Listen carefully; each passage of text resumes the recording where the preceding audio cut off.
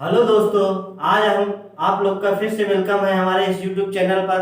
और आज हम लोग यहाँ पे पढ़ने वाले हैं मैथ। और मैथ में आज त्रिकोणमिति फंक्शन आज यहाँ पे हम सीखेंगे।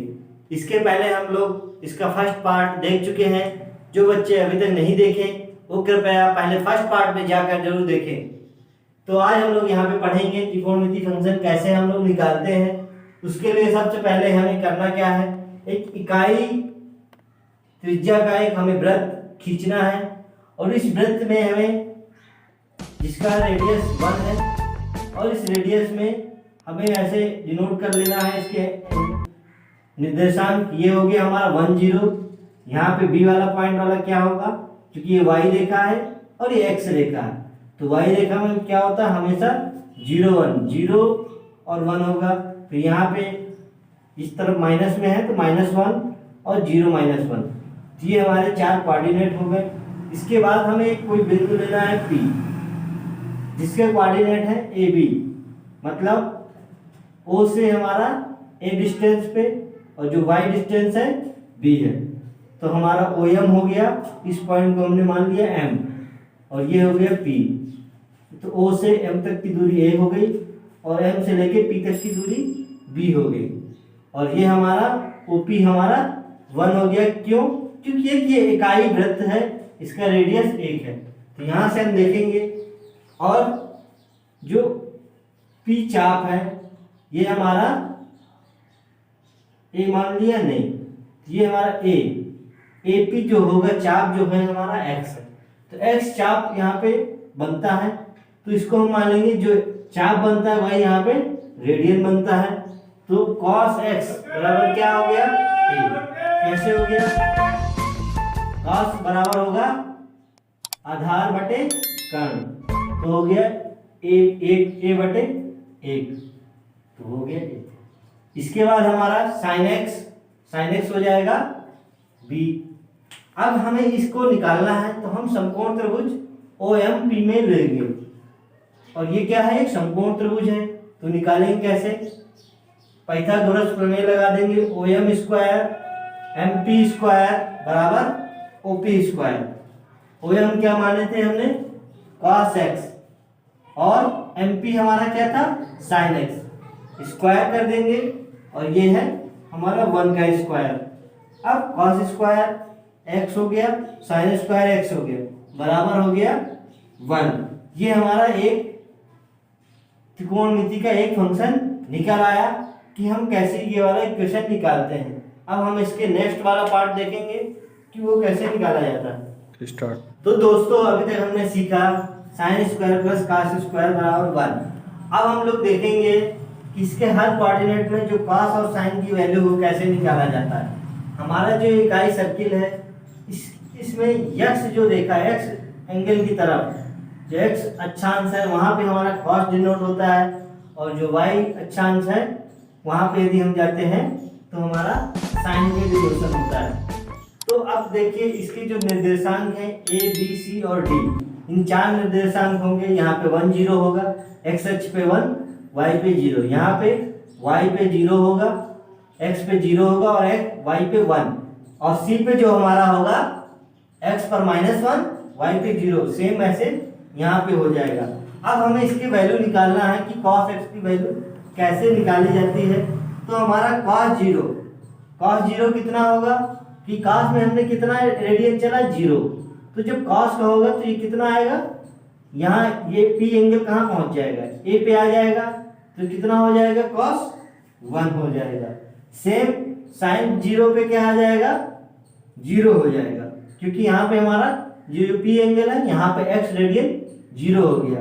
फिर हमारा cos बराबर π/2, जब P हमारा कहाँ पहुंच गया, π/2, x रेडियन हमारा π/2 तक जा रहा है, तो यहाँ पे पहुंचेगा।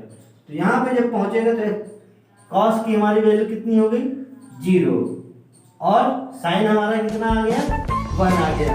इसी तरह से हम cos π निकालेंगे, कितना आ जाएगा, -1, यहाँ पे पहुंच जाएंगे, और sin का पाई 0 हो जाएगा।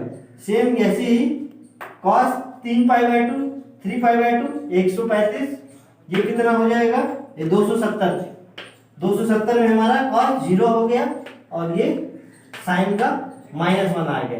तो हम इस तरह दोस्तों हमने देखा कि यहाँ पे हम कॉस और साइन की जो मेन वैल्यू होती है कैसे निकालते हैं, कैसे हमारा फंक्शन काम करता है, फलन, त्रिकोणमिति फलन, वो सारी चीजें देखा।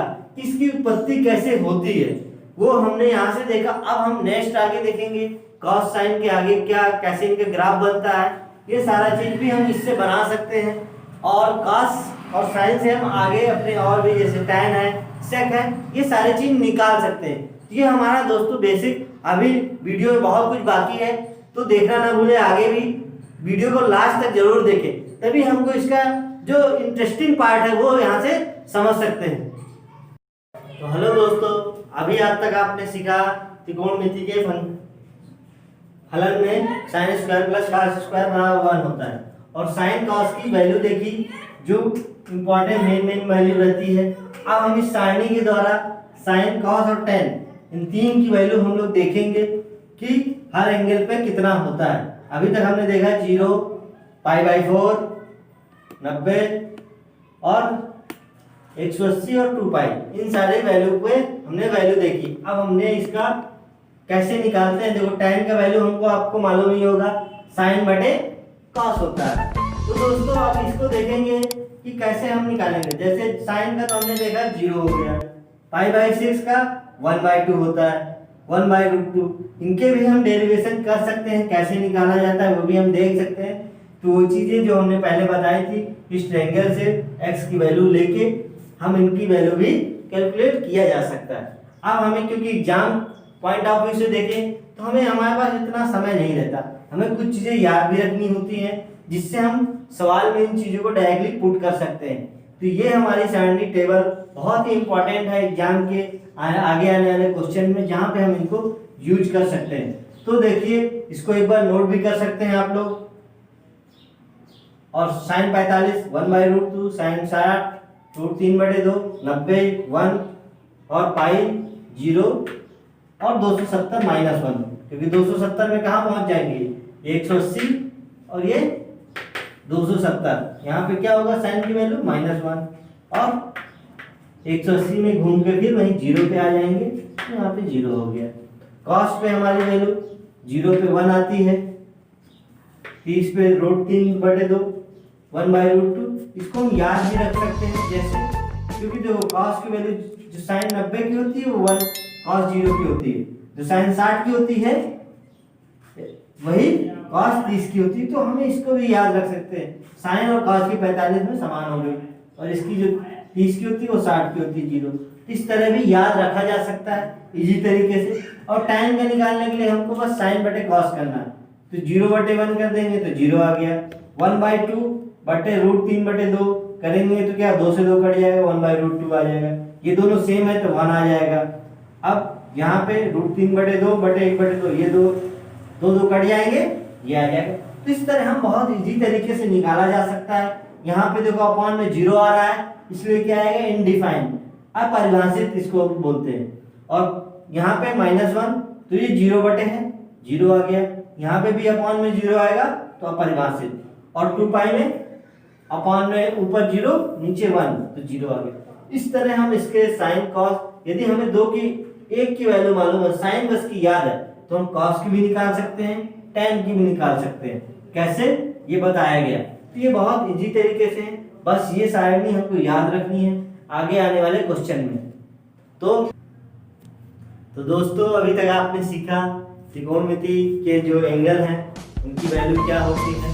अब हमें कभी एग्जाम में आ जाता है कि हमको इनके जब कन्वर्ट करते हैं तो उनके सिंबल क्या होते हैं, ठीक है। तो वो सिंबल हमें याद रखना होता है कि कहाँ पे साइन पॉजिटिव होता है, कहाँ पे कॉस पॉजिटिव होता है, किस कोऑर्डिनेट में, कहाँ पे tan हमारा पॉजिटिव होता है। ये चीज़ें हमें याद रखनी पड़ती हैं, जिससे हमें चेंज करने में भी दिक्कत नहीं होती।